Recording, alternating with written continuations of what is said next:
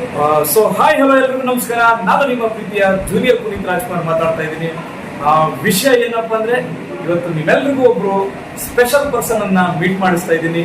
ಅವರು ಬೇರೆ ಯಾರು ಅಲ್ಲ, ನಮ್ಮ ಕರ್ನಾಟಕದ ಮಂಡ್ಯದ ಗಂಡು ರೆಬೆಲ್ ಸ್ಟಾರ್ ಜೂನಿಯರ್ ಅಂಬರೀಷ್ ಅಣ್ಣ ಅವರು ಇವತ್ತು ನನಗೆ ಸಿಕ್ಕಿದ್ದಾರೆ. ಬಹಳ ಖುಷಿ ಆಗ್ತಿದೆ.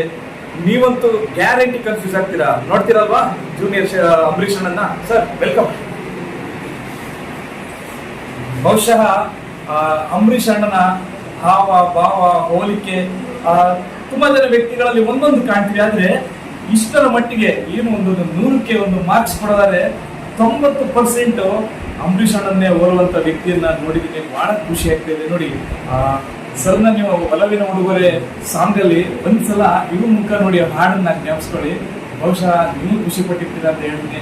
ಈಗ ಅದ್ಭುತವಾದ ವ್ಯಕ್ತಿತ್ವ ಇರೋ ವ್ಯಕ್ತಿ ಸಿಕ್ಕಿದ್ದು ನನಗೆ ಬಹಳ ಖುಷಿ ಆಗ್ತಾ ಇದೆ. Thank you.